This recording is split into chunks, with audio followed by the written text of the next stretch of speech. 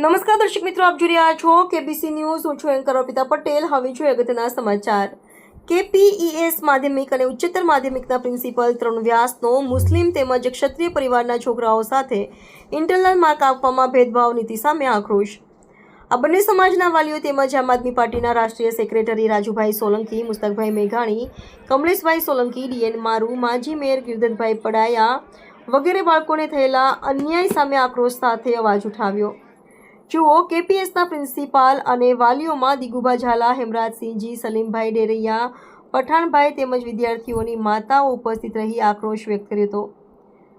થયેલા નિંદનીય કૃત્યમાં સુધારો થવો શક્ય ન હોય. હવે પછી આવું કૃત્ય અન્ય વિદ્યાર્થીઓ સાથે નહીં થાય તે બાંયધરી સ્કૂલના વડીલ અને આગેવાન મહિપતસિંહજીએ વાલીઓને સાથે આવેલ રાજુભાઈ સોલંકી અને તેમની પાર્ટીના કાર્યકરોને બાંયધરી આપતા મામલો થાળે પડ્યો હતો.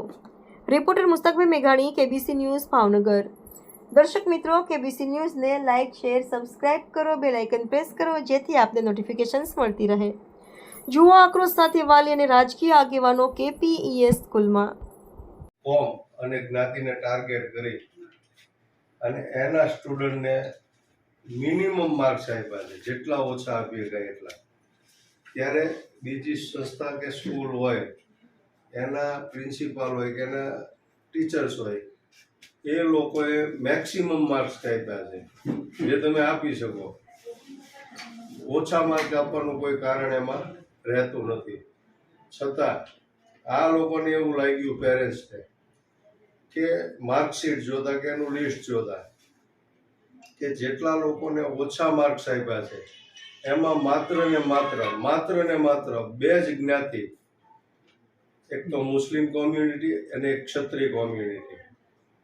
આ બે જ કોમ્યુનિટીને ટાર્ગેટ કરી અને એને તમે 10 થી ઓછા માર્ક્સ આપ્યા છે. બીજું કે બીજી અનેક કોમ્યુનિટી હોય, એના જે સ્ટુડન્ટ છે એને બધાને 15, 18, 19, 20 આવા માર્ક્સ આપ્યા છે. તો દેખીતું એવું સાબિત થાય છે કે ભાઈ તમે આને ઈરાદાપૂર્વક ઓછા માર્ક્સ આપ્યા હોય અને બીજા લોકોને આમાં ઇન્વોલ્વ ન કર્યા હોય ઓછા માર્ક્સ આપવામાં. કદાચ તમે એવું અત્યારે બહાનું આપો કે ભાઈ આ લોકો તોફાન કરતા હતા, નિયમિત નહોતા, શિસ્તમાં નહોતા રહેતા, ડિસિપ્લિન નહોતા, ડિસિપ્લિનમાં નહોતા રહેતા, આવા કારણો તમે આપો. તો અમારું કહેવાનું એમ છે કે માત્ર આ બે જ કોમના સ્ટુડન્ટ છે, એણે જ તે પ્રોટોકોલ તોડ્યો છે, એણે જ શિસ્ત ભંગ કર્યો છે, એણે જ ડિસિપ્લિન તોડી છે. તો અમારે તમારા પાસે જવાબ માંગવો છે કે આ જે તમે અત્યારે જે માર્ક્સ આપવામાં તમે પાર્શાલિટી કરી છે, કે તમારો જે કાંઈ ઈરાદો હોય એ તમે આ તમારા જે ટ્રસ્ટીઓ હોય કે બીજા તમારા સાથીઓ હોય સંસ્થાના, એની હાજરીમાં અને પેરેન્ટ્સની હાજરીમાં તમે સ્પષ્ટતા કરો. બરોબર, એટલે માર્કિંગમાં આવા શબ્દો ન લેવા વિદ્યાર્થી ઉપર બરોબર. આ પર્સનલી મેટર થઈ ગઈ ભાઈ એમને. હવે આપણે શું કરવાનું? હવે માર્કિંગ નો આપી શકો આવી રીતે તમે એક ને એક કરવા દો. હવે પછી આવું નહીં થાય, નહીં કોઈ ઈરાદા હવે પછી નહીં થાય. કોઈ એની ભૂલ છે હશે ને, એટલી બધી ચર્ચા પછી તમને સમજાઈ જવું ભૂલ છે કે નહીં.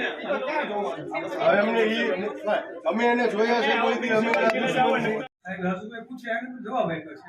એટલે મેં કે આર્ગ્યુમેન્ટ નથી, બરાબર. જે કીધું એને વાત કરી છે કે તમે હાજરી માર્ક આપ્યા છે. પ્રિન્સિપલ એટલે ગુરુ કહેવાય મારી દ્રષ્ટિએ, બરાબર. એક મિનિટ મારી વાત સાંભળો. વાંધો એ નથી. શિક્ષક એટલે ગુરુ કહેવાય. એક મિનિટ, માર્ક્સ કાપ્યા છે, વાંધો એ નથી. સીટ નંબર આવી ગયો હોય, સીટ નંબર ના સાહેબ વાત સાંભળો. માર્ક્સ કાપ્યા છે, વાંધો એ નથી. માર્ક્સ કાપ્યા છે, વાંધો એ નથી. પણ અમે આ બધા જે બધાનું કહેવાનું છે કે તમે ટાર્ગેટ કરીને અને બીજા નંબરમાં તમારી આ જવાબદારી નથી માર્ક્સ આપવાની, વધારવાની કે કાપવાની. એ છે એ બધા ટીચર્સની છે. જો ના એક મિનિટ ભાઈ, એક મિનિટ.